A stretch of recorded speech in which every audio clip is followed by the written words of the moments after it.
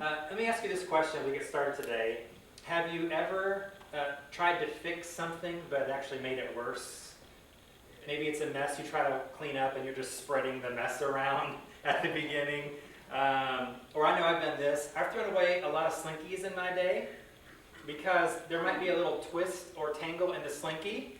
And sometimes I can fix it, and sometimes I try to get it out and it makes it, there's no way I can fix this. So guess what? In the trash can. Sorry, kids, that happens. So if your Slinkies go missing, that's where they went. Because Dad made it worse than it was before. Or maybe, I know that the husbands in here can probably relate to this, where you say something, it doesn't come out great. It probably doesn't come out the way you intended. And so the more that you try to explain what you meant to say, you're digging the hole even deeper. You know what I meant was, and then it's just not helping. You're just stop, you know. We've all been there, and so I'm sure, again, guys, you can relate to that with your significant other. Anyway, so that sometimes we try to fix things, and we make it worse. And that's what we're going to talk about today in week 3 of this series, Getting Out of Our Own Way. We're going to look at, so the last 2 weeks, we've kind of set this up for this week. So the first week we looked at when you're about to make a terrible decision, what you tell yourself to convince yourself it'll be okay.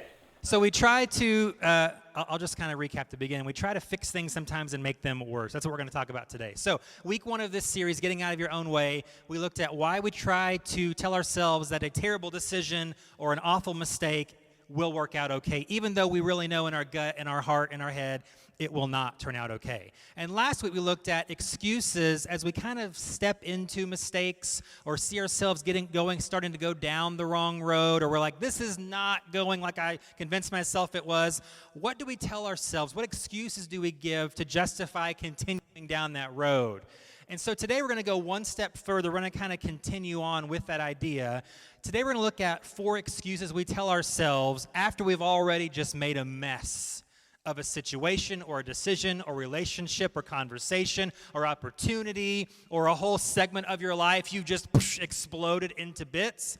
What excuses do we tell ourselves and others to justify why we made that mistake? That most of the time, we'll look at next week in greater detail, why most of the time those mistakes that we make are pretty much avoidable. We choose to step into the mess, and we've gone on and on and on. And now at the end, when we look at the disaster that we have made of, again, a situation or a decision or a relationship, whatever it is, what do we tell ourselves to justify why we did that in the first place? It's very sneaky, very subtle, but we do these kind of things all the time. We'll look at 4 of them today, and most of them are going to revisit the last 2 weeks. We're going to look at maybe why the people that we've talked about previously, what they look back on, the disaster that they made, and what they either did say or would have said to justify that, and then we're going to come back to each of those as we go through them. We'll come back to them and look at an alternative. What is actually going on here? What actually happened? What should we say instead of these excuses that we should just not go to at all, okay? So we're going to pick up directly from where we left off last week in 2 Samuel 11. So in this story in the Old Testament, David is the king of Israel, and he's sort of had this midlife crisis impulse moment in his life. He has entered into an affair with one of his best friend's wives who lives right down the road from him, while his best friend is off fighting in a battle for him, okay? And so that's where we left it off, and it was because we looked at last week, David convinced himself that he deserved this one moment. He deserved this thing to happen. He had been a good boy for so long, and he justified it in that way, is what we would presume. So now after he's made a mess, because here's what happens after this affair is this woman Bathsheba tells him, hey, I'm pregnant, which is a problem because, again, her husband's off fighting in a war and has been for some time. And so David panics, but then he thinks, okay, here's what I'm going to do. I'm going to cover my tracks so that, and here's the excuse, the first excuse today and the 5th one in this list of 8 overall. The excuse that David gives to justify his behavior is no one will ever find out. That's what he convinces himself. He tries to cover up his tracks. So what he does, if you know the story, bear with me. If you don't, hang on, buckle up, okay, for a good one. David takes his friend Uriah off the battlefield and gives him sort of a vacation and says, hey, I want you to enjoy yourself. You've been, fighting hard. You're a good friend of mine. And he basically gets him drunk, and tells him to go sleep with his wife because he knows, okay, if it turns out that she's pregnant but he was home for a break, no one's ever going to know anything nefarious happened here and I'm off the hook. He tried to cover his tracks. However, Uriah, his friend, this woman's husband, says no. He has so much character. He's so noble. He says, I can't do that to my guys that are still out there fighting. What am I going to tell them? That the king did me a favor, brought me home, and I had a great weekend? I'm just not. So he refuses to even go into his house. So David has a problem when a couple days later, Uriah is going to go back on the battlefield because this woman's wife this man's not that kind of story. This man's wife is pregnant, which that would be a miracle story from the Bible anyway. So anyway, got way off track there. Sorry. I'm going to cut that anyway. I won't. I'll leave it in there. So he sends Uriah back to the battlefield with a note that is stamped and sealed by the king to give to the general. And he's handing Uriah his own death sentence because what the general reads in this note is, hey, you know the guy that just brought you this note? Yeah, put him on the front lines when the battle gets hot and then have the other men pull back. David, basically as a mob boss here, he has his friend killed. He does it strategically. Now, again, he's covering his tracks because no one's going to know that this happened except for him and the general. Okay, they're going to keep it their little secret. And now that Uriah dies in battle, this plan works to perfection as far as David's concerned. So no one's going to find out because what he does is he takes pity on his friend's widow, takes him in as one of his wives, and so then when she gives birth a few months later, no one really thinks much about it. So as far as David's concerned, this plan worked great. No problems, no issues. No one's ever going to know that I have done all of these terrible things. However, the only person that David didn't fool was the only person that mattered, and that was God. Because then God tells the prophet Nathan, he approaches David and says, hey, God knows what you've done. He watched every step. You may have fooled everybody else, but you didn't fool him. And why does it matter if you fool everyone else if you didn't fool him? So God tells him, hey, I knew you didn't fool me. And he exposes openly David's sin.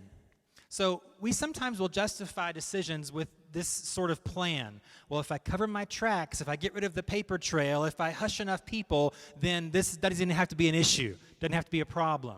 Let me just say this in the case of, use David as this example. Maybe you do cover your tracks. Maybe you do, hide the evidence. Maybe you do shut enough people up that you're not going to be exposed. Let's just say that happens. The question, though, is, does that actually justify our behavior in the first place? No. So we haven't really solved the problem, we've hidden the problem, which is going to cause other issues. It doesn't undo the damage, it doesn't undo the pain that those events actually cause, those actions or words actually cause. It just keeps them kind of quiet under the surface, which for a while seems probably great. But then two things happen. And we'll get to this later in a little bit. Either we just live in guilt forever about this because nobody knows and it's eating at us, or eventually we do get exposed and then it just causes a huge mess. And just like with David, even if we fool everyone else, we never fool the only one that can't be fooled, and that matters. That really does matter. So my encouragement is, and we'll come back to this again to look at the alternative, my encouragement is don't give in to this lie. It doesn't work. It doesn't pan out like we think and hope that it will. The second excuse we're going to look at today about why we justify terrible, awful, self-destructive behavior is really the oldest excuse ever, and that is the devil made me do it. Okay? It's literally the oldest excuse ever given. So we know it's the Garden of Eden. Adam and Eve are there. God gives them really just one rule. You can do anything you want. You can have anything you want except this one tree. Don't eat of the fruit. Don't even touch it. Or he says you will die. Could you live with just one rule in your life? The answer is no, because we have proof from the Bible that we can't do it. It's like when you tell your kid the cookies are off limits. And you just leave the cookie jar right there in the middle of the counter. It's just torture, isn't it? It's awful. Or you tell someone, don't look at that. What do? We look at that. It's just human nature. It's just how we are. And this is revealed from the very beginning. So what happens is Adam and Eve eat of the fruit of that tree that God told them not to. And again, just like with David, God knew all along. He found out. And so he confronts them. He confronts Eve. He confronts Adam first. We'll come to him second. I got some words of encouragement for us men. So let's start with Eve. So he approaches Eve and says, hey, what gives? What happened? What does she say? Genesis 3:13. The Lord God asked the woman, what have you done? The serpent deceived me, she replied. That's why I ate it. She literally uses this excuse. The devil made me do it. She takes no personal responsibility. She shirks that responsibility. And you know where she learned this from? Her husband. Because God approaches Adam first, and he says, what happened here? The previous verse 12, here's Adam's response. Men, pay very close attention. He said, it was the woman you gave me who gave me the fruit, and I ate it. If you're going to throw your wife under the bus, don't do that. But definitely don't start by calling her this woman, okay? That's like, again, we're trying to make it better, we make it worse. That's like death sentence right there. I don't know how Adam survived another 900 years after this moment, because Eve surely was like looking for the sickle that we use, in the garden, and she, had some self-control. So both of them do the same thing. They would say the devil made me do it, but they would blame somebody else. Well, this person caused me to do that, and it's similar to the next one, but this is what we're going to look at. I want you to look at Jesus in both Luke 4 and Matthew 4. The devil literally comes to him, right, literally in the wilderness to tempt him, to give in, to basically use his supernatural powers for his own gain, which he is just not going to do. He never did, would not do that. And that was part of this issue. And then it really comes down to Satan saying, hey, bow down and worship me, and I'll give you everything in the universe. Really dumb, because Jesus already owns everything in the universe. He is Lord over everything. So, and why would he worship Satan? That's really dumb, but Satan's not that smart all the time. He thinks he is, but he's not. So here's the difference. Jesus refuses to give into this temptation, even though if he would have, he could have literally said, the devil made me do it. Like this powerful supernatural force, he really convinced me. Oh, he was really tricky with what he said. He twisted my arm and I gave in. We can sometimes tend to do that as well. Our instinct when we fall and get in our own way is to find somewhere to point the finger, find somewhere to place the blame. It's natural for us to shirk that personal responsibility.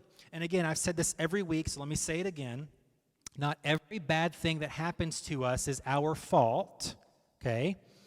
But every bad decision that we make, every reaction or action that we choose to make is on us. And if that leads to a place that we don't want to go, then we are responsible. So again, some things just happen, some negative events that we can't control befall us. I'm not trying to place blame where there's no blame to be placed on ourselves, but how we respond, react, and act is completely on our own. We have to take responsibility and not say the devil made me do it.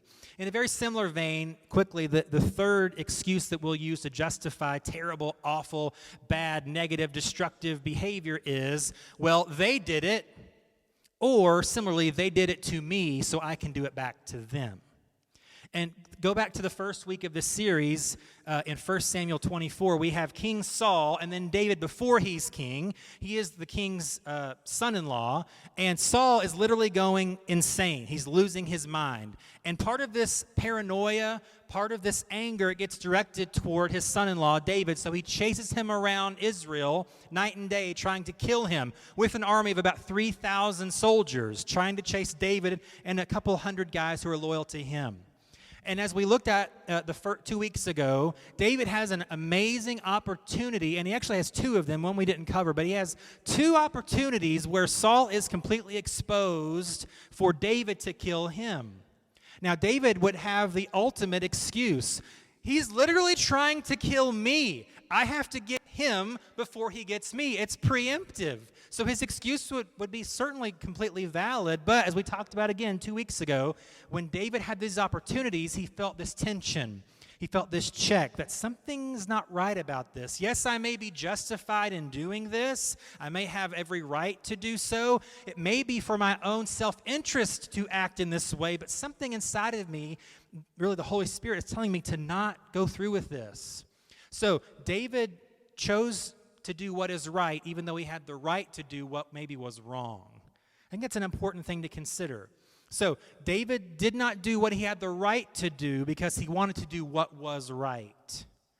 And too often we just skip over that and say, no, I have the right to do it, so I'm just going to do it. And then when we do it, we point back to that. Well, they did it, or they did it to me, so I can get even. And we don't want to call it revenge because that sounds bad. So we use other nicer sort of words. But that's what we're talking about. That's what we're talking about. And quickly, two things about this excuse. This is a very emotional excuse to use. It's very knee-jerk reaction. It's very just, I'm not even thinking, I'm just going to act. I'm just going to respond out of hurt or anger or frustration or an attempt to even the score, settle the score. But it's also, if you think about it, a very immature excuse. This is what children do, right? This is how children behave. It's this whole classic thing is, if they jumped off a bridge, would you? Well, they did it, so does that mean you're just going to follow? It's like, again, we do this as grown, thinking, somewhat mature at times adults, but when we use this excuse, we're kind of throwing that out the window just because we felt like it in that moment, or we felt justified in our anger or our whatever emotion in that moment. So my encouragement, and we'll get back to it in a minute, is like, don't settle for that reasoning. Don't premeditate this terrible thing because then I can blame it on them. They did it, and so I can. Or, they should know better, and so I'm just going to do what they did, or I'm getting even. Let's not fall into that and sink to that excuse.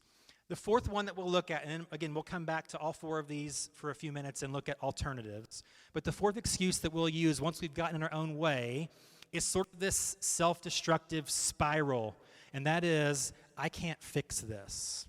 So this one has really long-term negative effects because we keep using it over and over to justify what we did maybe, last week. And then we still feel like, I can't get over this. I'll never get over this. I can't solve this. I can't fix it. And so we just let it just kind of hang there.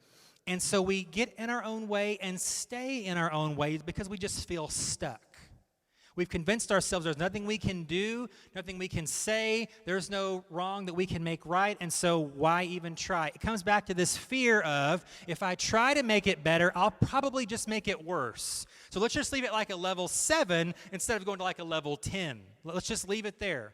And we just neglect kind of that in fact makes it worse. The example here we looked at a couple weeks ago, it was last week, was Judas, one of the 12 disciples of Jesus. The ultimate betrayal. He hands Jesus over to the religious authorities that are looking to kill him so that they can do just that. And then they do just that. And Judas gets his money, and all of a sudden he feels guilty.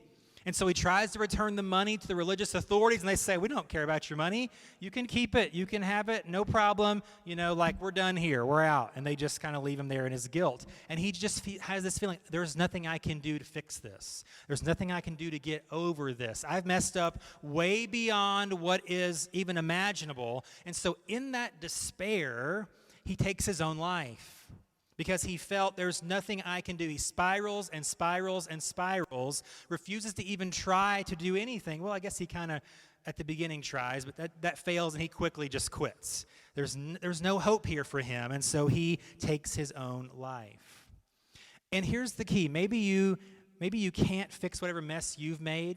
Maybe when you've gotten in your own way, whatever you have done to self-destruct or destroy someone else, you can't fix it. But does that mean that not trying to do anything is the solution? It doesn't do anything. It causes more pain and more heartache and doesn't really make any sense. So as we look at these 4 excuses, what are our options? What are the alternatives? How can we, instead of saying this reason or excuse or justification, what is a better option for each of these 4 excuses when we get in our own way? So let's go back over them for just a few minutes this morning. So the first one again was, no one will ever find out. We try to cover our tracks. We try to make it like it nothing to see here, poof, it's gone. So we have 2 options with this excuse. We can cover up or we can come clean. So David tried to cover up, and it seemed to really work really well for quite a while. Wow, this guy's not going to find out. This guy's out of the picture now. I fixed this issue. It all adds up to everyone from the outside looking in, not a problem. But then when he was exposed, he only had one other option. He had to now come clean because God kind of did it for him. God kind of did that hard part for him, which we'll talk about in a second. So in response to this probably the darkest moment in this man's life, he writes Psalm 51, one of the most beautiful psalms in the Bible. It's the Psalm of repentance. He had to come clean. So here's the first 3 verses of Psalm 51. David writes this: "Have mercy on me, O God, because of your unfailing love. Because of your great compassion, blot out the stain of my sins. Wash me clean from my guilt, purify me from my sin, for I recognize my rebellion. It haunts me day and night." There's this famous phrase that the cover-up is worse than the crime. That's true. And that is really what happened here with David. So the child that Bathsheba and David bear together dies during childbirth. It does not survive. That's God saying, hey, if you had come clean earlier, this might have had a different result. Maybe if I didn't have to humiliate you in front of your entire kingdom and you had humiliated yourself, maybe this would be a little bit different. But it was too late for David in this instance. So the cover-up is worse than the crime. And here's the other thing about cover-up. It's so much work. It just is. It's just so many steps and so many things to consider and tracks you have to cover. It's just so, why are we putting ourselves through extra work to cover up something that's probably eventually going to come out anyway? We're usually not as clever as we think we are. We leave something there that's, oh, wow, what about this? And then the whole thing is just blown up anyway. So coming clean, here's why we don't do it. It seems way riskier, right? Like, ooh, man, I have to expose what's happened. I have to really tell the truth now. I have to probably hurt some feelings. I may have to, ruin a relationship. But the problem is that was already done. It just hadn't been exposed yet. So that's what we fail to recognize, is we think I'm making it better by acting like it didn't happen, when it doesn't, again, solve the problem. It doesn't fix the issue. It doesn't relieve the pain. It just makes it invisible for a while. So coming clean is riskier, but it has long-term benefits in the end right away. And even if there is pain in the moment of sort of the coming clean of what we've done, there is sort of a weight that will come off. And I think that's what David expresses here in Psalm 51. So as we look at these two options, we can either cover up or as an excuse, or we can come clean, but we can't do both. There is an option that we must choose one or the other. So the second one, again, was the devil made me do it. Again, the oldest excuse that we've ever heard of in the history of mankind.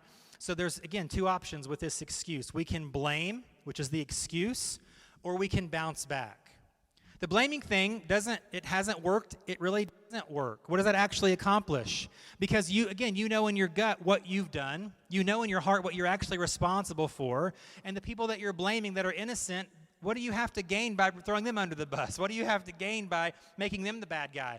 Nothing to gain, everything to lose. The blame game doesn't work. It doesn't work. So the alternative, though, is bounce back. And it's similar to the first one, but it's this idea of taking personal responsibility. So I didn't handle that correctly. I should not have said those words. I should not have sent that message. I should not have behaved in that way. I should not, whatever that is, we have to take personal responsibility and then make a plan from then on to move forward. That's part of bouncing back. So, and here's the simple kind of image to have. If we're so busy pointing fingers at everybody else, we can't then pick ourselves up and bounce back. You just can't do it. Like, I need more than the 2 fingers I've got out here to pull myself up. So again, this is an option that we must choose. We can either blame or we can begin to bounce back. We can't do both. It's an option. It's an excuse that we must excuse, is what we're talking about today. The third excuse that we looked at was that they did it, or they did it to me, so I'm justified in my response to them or in this action because it's what somebody else was doing. And as we mentioned, it's an emotional excuse. It's an immature excuse. But it's also completely normal. It's a normal excuse. Most people use this excuse. However, if we're followers of Jesus, we're not called to be normal. We're called to be odd. So the option here is we can either get even or we can be odd. That's the option as a follower of Jesus. I can be like everybody else in my actions and reactions and reasonings, or I can be different like I'm called to be holy. The word holy means to be set apart. So I can't use the reasoning and the immature excuses about getting even or they did it like everybody else does. I have to, by definition, be odd. My life has to look different. My reaction and responses have to look different. And excusing them by pointing the finger at somebody else's behavior doesn't work. This is seen in Romans chapter 12, verses 17 and 18. Paul writes, "Never pay back evil with more evil. Do things in such a way that everyone can see you are honorable." And here's the key: do all that you can to live in peace with everyone. He's telling us again here, not everyone's going to want to do this. Do all that you can. You will have opposition. It's going to be difficult to follow Jesus. It's going to be nearly impossible to do this thing. But he says we got to give it a go here. Just saying, well, they did it so I can, doesn't work. We can't get even. We have to be odd. Because he says here, evil to evil, that's normal. That's the normal response, normal behavior, normal excuse for our actions. But he says never do that. That's odd. And that's the way of Jesus. And here's the other weird thing about this excuse is, and we'll go back to David and Saul. So David said, well, he could have said, Saul's trying to kill me, so I'm going to kill him instead. We do the same thing. Well, they did this to me, so I'm going to do it back to them. What we're saying is, I don't like this person, but I'm going to behave just like them. I don't approve of their choices, but I'm going to make the same choice that they did. That doesn't make any sense when you think it out for a second that way. It just sounds a bit ridiculous. I don't like them, or how they behave, or how they act, or their lack of reason, or their abundance of excuses. However, because I can, I'm going to be just like them. It doesn't make a lot of sense. It doesn't get us anywhere. So again, the choice is we can either get even or we can be odd, but we can't do both. A choice must be made. And then here's the final one that we looked at. We'll spend a couple minutes on this one as we close. I can't fix this. The spiraling mentally, emotionally, out of control, down, down, down to ultimate despair. There's really two ways to view this phrase, I can't fix it, and it's these two options of regret or regroup. We can choose to live in regret, or we can choose to regroup, to figure out. And so we'll look at that for just a couple minutes. So regret means we continually beat ourselves up over past mistakes and failures, and then we fear trying to fix it for fear of making it worse. We spiral into despair, into self-loathing. We begin to hate who we are because of what we've done. And that's a life of regret. That is a dark place to get to if we go down that road too far for too long. And it's a place where, in some cases, like Judah's, it may be a place that we get so far we can't come back from. It may not lead to taking your own life, but it can lead to you don't live a quality of life because you're so stuck on what I did in 2017 that I just can't live my life normally now. I don't have any peace because of what I said to them 10 years ago or how I treated them 20 years ago. I can't, be who I really am because of what I've done. So we live this life of regret. There is an alternative. There is an option to this excuse, and it's that we regroup. So what that means, though, is changing the wording of this phrase. We go from I can't fix this to acknowledging I can't undo this, but I can try to do something about this. It's changing that one word. No, you can't undo what's been done. That is true. You can't unsay what you said. That's true. You can't go back and stop yourself unless you build a time machine, in which case this is awesome, but it may not be the right answer anyway. But we must try to do what we can to make the most of any situation, even the worst.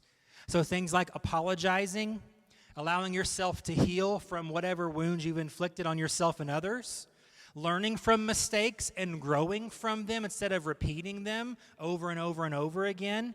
The idea here of regrouping is we don't focus so much on the problems, but on the solutions.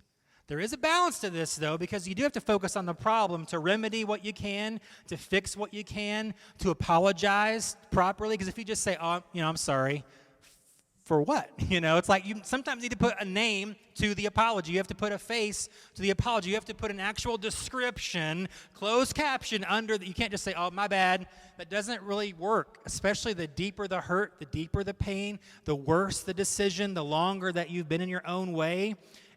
We have to work on the problem, but also with the solution in mind. And that's the only way that we can regroup. And it means two things quickly as we close. First, it's two thoughts to remember to take away with you. First, we have to get past our past. Okay? Your failure doesn't have to define who you are completely. Now, it's part of your story. It's part of the thing that you wish you hadn't said or done or whatever, but it doesn't have to define who you are as an entire person. That's what we call grace, right? That's what Jesus is really good at. Forgiveness, like mercy that we don't deserve, yet he gives it anyway. That's what he does. That's who he is. And so we have to learn to walk in that, live in that, and get past our past. That current moment is not the end. It's not the period of your life. It's just a comma, and we're moving on. We're going to regroup from this. And then the second idea about regrouping is to expect progression, not perfection. I've said that many times, but it's powerful. To not expect perfection, but to just expect progression. Because, yeah, you messed up. Guess what? You're probably going to mess up again. Get over it, right? Just expect that there will be times where you make these really dumb, immature, silly excuses, right? Where you choose to get in your own way, even though people, as we'll talk about next week, have tried to tell you, stop, don't do that, turn around, or you get into this, people trying to tell you, okay, we can work through. You're like, no, I'll never get over it. I can never undo it. I can't fix it. And that's how we live life. It's like self-pity party all the time. That's no way to live. So we have to expect progression, not perfection. We will all fail. We will all need grace. We will all have to keep learning and keep growing. It's part of life. So if we can set that standard correctly, it will help. It's not that we excuse, not that, well, I can excuse my behavior now because God gives me grace. And Paul says in pretty strong language, that's not what grace is. That's what we call frustrating God's grace, where he's like, you know what, I'm kind of done, give you the boot sort of thing. There is, God's like, hey, I've got this patience meter here. You're like, oh, let's bring that down. So that's how that works. So we can either choose regret. Why is that funny, Kim? I regret saying that now. No, we can either choose to live in regret, or we can regroup and do the next sentence in the sermon, right? No, you can either live in regret or you can regroup, but you can't do both. That's what we're seeing here with all of these excuses. There is an alternative, but you've got to choose the alternative instead of the excuse. The excuse is harder. It's riskier. It's more personal. There may be more to lose on the front end, and so we're worried about how I'm going to be perceived now or how I'm going to have lost trust now. Yep, that's true. All of that is true, but if we choose the alternative to these regrets, then in the long term, we will have earned trust back. We will have earned reputations back. We will have learned how to not keep getting in our own way in the same way over and over. We will learn what it means to be patient with people instead of yelling at them right off the bat. We will learn what it means to actually think before we speak instead of putting our foot in our mouth. That's what regrouping is all about. So it's all of these sort of alternatives are super helpful in the long term. If we can push through the awkwardness and the pain and the discomfort, it is worth it in the end. So the question is, have you gotten in your own way? And if you have, just say so. Join the club. Don't try to hide it, cover it up, excuse it, blame it away. That's not going to work. In one form or another, it's going to still keep you in your own way. And don't just say, yes, I've messed up and I'm terrible and I'm going to beat myself down. That's not what grace is all about. Grace is about regrouping to move forward, having a plan on how can we not do this over and over and over? How can I not just get out of my own way, but how can I more often stay out of my own way? That's the key. That's the recipe to doing that, is by finding the alternative to these excuses.